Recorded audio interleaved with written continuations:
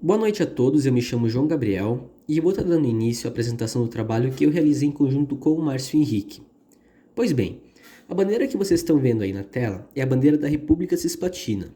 O nome do estado que nós criamos, nós tivemos inspiração para ele através da província Cisplatina, que era uma região federativa do Império do Brasil e que atualmente é o estado do Uruguai, a República Oriental do Uruguai. Pois bem, nós nos inspiramos não só no nome, mas também na cultura e na história desse país e da região que está ao redor dele para criar o nosso estado. Junto ao que atualmente é o Uruguai, nós unimos o Rio Grande do Sul, o estado de Santa Catarina, o estado do Paraná e mais 4 províncias argentinas, que são a província de Buenos Aires, que também fica a capital da Argentina, a província de Entre Rios e Misiones, além de Corrientes. Nós formamos esse estado através da junção de todas essas regiões e a bandeira que vocês estão vendo representa algumas coisas que estão presentes nessa região. Por exemplo, e também, é claro, com a história do nosso estado. As estrelas que vocês estão vendo são 9 estrelas. 8 delas representam cada um desses estados e a estrela superior representa a união de todos eles. O livro que vocês estão vendo representa o trabalho intelectual, e nesse se incluem professores, engenheiros, artistas. O martelo representa o trabalho operário e o trabalho urbano, e a foice representa o trabalho camponês, o trabalho rural, o trabalho agrícola. Para além disso, nós também acrescentamos lá no lado superior direito um sol, que é muito semelhante ao que está presente na bandeira do Uruguai, porque ele é muito comum tanto na bandeira da Argentina, que no nosso estado seria o estado anterior dessas 4 províncias, e também do antigo estado do Uruguai, que representa o nascer de um novo futuro para esse estado que nós criamos. Então, só para exemplificar um pouquinho melhor a questão geográfica, eu estou mostrando na tela agora o mapa da América do Sul. Nós utilizamos toda a região sul do Brasil, que imagino que todos conheçam, toda aquela região que está em verde abaixo do sul do Brasil, que é o Uruguai, e da Argentina nós pegamos aquele pedacinho roxo que faz fronteira com o Paraguai e com o Brasil, que é a província de Misiones. Um pouquinho mais para baixo dela tem a província de Entre Rios, e depois pegamos as outras 2 províncias, que vão ser a província de Buenos Aires e também a província de Corrientes, que daí já fica um pouquinho mais para baixo, que faz fronteira com o Uruguai também, e que fica um pouquinho ali do lado onde está escrito Oceano Atlântico. Para exemplificar um pouco melhor, eu vou apresentar na tela agora um desenho muito do macabro e muito do assustador e horripilante que eu fiz, mas é só para mostrar mesmo para vocês como que ficaria, em teoria, o mapa da República Cisplatina que nós elaboramos.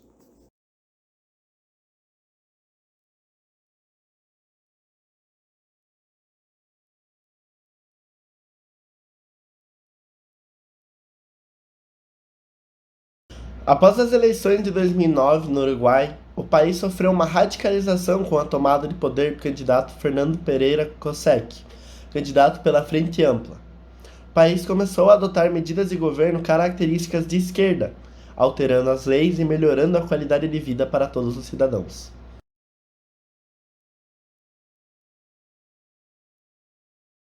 Após uma revolta, durante o epílogo das eleições de 2014, os 3 estados do sul do Brasil entram em uma desconformidade com a República Federativa do Brasil e decidem lutar pela sua separação, o que acaba não sendo necessário, a partir do enfraquecimento do governo após o impeachment da presidente eleita Dilma Rousseff, o que facilitou a separação do país sem violência necessária, mantendo uma relação amistosa com o resto do antigo país. Logo, após a separação, os recém-separados estados entram em comunicações com o governo do Uruguai para uma possível união.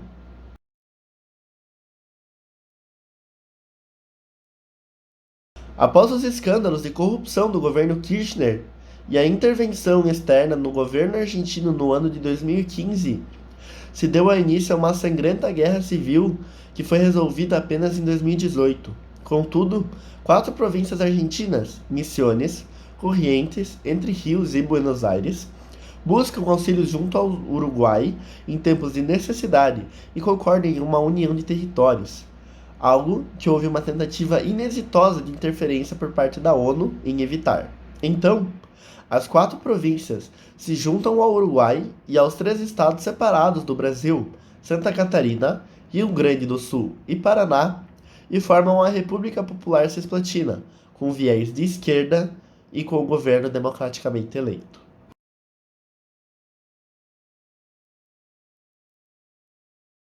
A atual capital da República Popular Cisplatina é Montevidéu. A cidade costeira e antiga capital do Uruguai serve como centro dos três poderes na recém-formada república.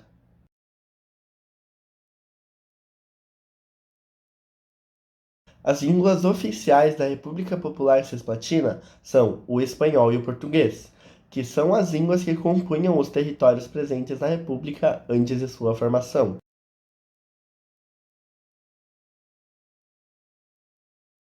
Para a moeda da República Cisplatina, nós elegemos o peso cisplatino. Nós nos inspiramos nas moedas da Argentina e do Uruguai e da América Latina no geral, que é o peso, e nomeamos ele com base na nacionalidade da nossa república. Ela atuaria numa lógica de uma economia planificada que se organizaria dentro de planos quinquenais.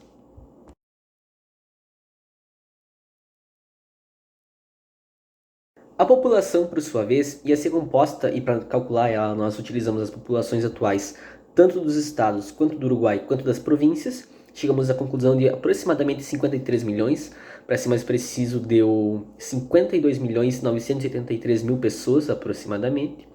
E seria uma população com diversas etnias, com diversas culturas e que seriam próximas entre si até certo ponto, mais especificamente na parte da cultura, mas que seria muito variada etnicamente. A gente pode parar para pensar que na região do Paraná nós teríamos muitas pessoas que seriam descendentes de portugueses e espanhóis e que seriam o típico, o que a gente considera mais brasileiro, que são os portugueses e espanhóis já tinham uma certa descendência árabe. Em Santa Catarina teria muito mais imigração italiana e imigração alemã. No Rio Grande do Sul, a gente também vai ter muita imigração e muita descendência italiana e alemã, mas a gente também vai ter muita descendência afro, porque o Rio Grande do Sul passou também, nos estados do Sul, foi o que mais sofreu com o processo de escravização, então teria muitas pessoas afrodescendentes. A gente pode citar também os povos originários, os povos indígenas, que são muito comuns em Santa Catarina, né? E os povos guaranis e tupis, e também no Rio Grande do Sul e no Uruguai, mais especificamente, os povos charruas. Na Argentina, a gente vai ter muita imigração italiana, que é o que basicamente constituiu o país na atualidade, desconsiderando, é claro, um processo de certa limpeza étnica que a Argentina fez no século XX, mas teria muita também descendência italiana, com uma cultura que se diferenciou da descendência italiana que a gente tem no Rio Grande do Sul e também em Santa Catarina, pela formação histórica diferente das regiões com as províncias argentinas.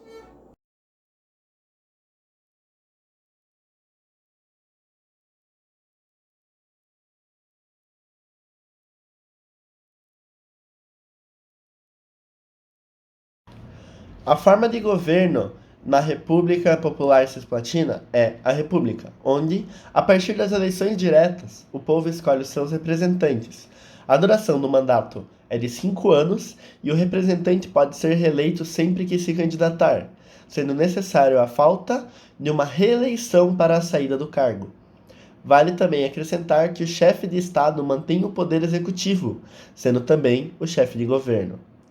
Também é necessário acrescentar que não há necessidade de filiação partidária na República Popular Cisplatina para concorrer a um cargo público.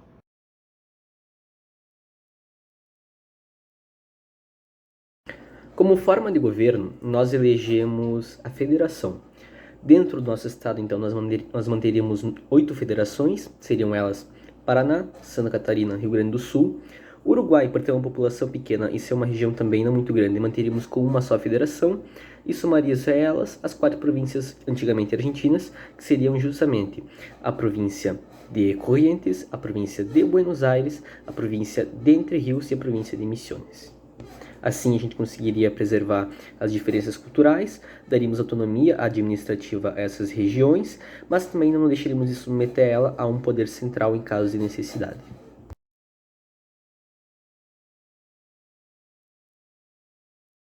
Como forma de governo, nós elegemos o parlamentarismo. Nesse caso, nós manteríamos as eleições municipais e também estaduais, como forma de regular os agentes da federação e os agentes que estão dentro dessas federações. E para as eleições do Poder Central, nós elegeríamos homens de Congresso e eles, através da eleição direta, fariam a eleição do líder do país. Esse líder exerceria a função, conforme o Márcio explicou anteriormente, de chefe de governo e chefe de Estado e também de chefe das Forças Armadas. Quais seriam as características principais do nosso sistema de governo? As decisões do chefe de governo e também chefe de Estado eleito pelo Congresso seriam tomadas através do princípio de centralismo democrático do partido, ou seja, não decidiria sozinho, mas em conjunto com o partido o qual ele faz parte. Mas isso não significa que seria necessária filiação partidária para a eleição. Também seria disponibilizada a possibilidade de concorrer à eleição sem nenhuma filiação. Além disso, seriam mantidos constantes plebiscitos e consultas à população através de democracia direta para manter a regularidade, as necessidades da população e também a democracia no país no seu sentido mais concreto e puro da palavra, isso é, poder ao povo.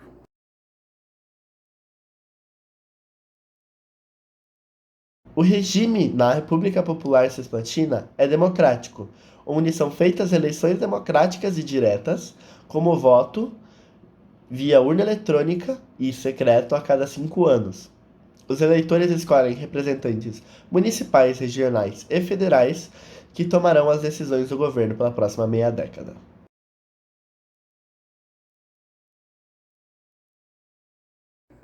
E por último, a respeito da estrutura do Estado e do funcionamento dos poderes, nós já especificamos antes que o Estado vai se estruturar na divisão de 8 federações.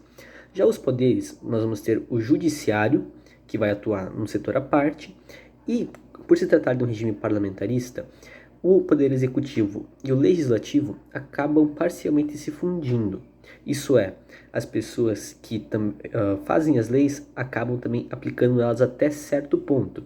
Isso não significa uma ausência de democracia, é claro, porque, por exemplo, o poder vai ser aplicado por um primeiro-ministro ou qualquer outra nomenclatura que seja aplicada ao chefe de Estado eleito pelo parlamento, só que essa aplicação das leis vai ser baseada neste uma pessoa, e essa pessoa pode ser retirada tanto pelo povo quanto pelos membros do parlamento, e também vai precisar da aprovação dos membros do partido e do parlamento para exercer as suas ações e definir o destino do país.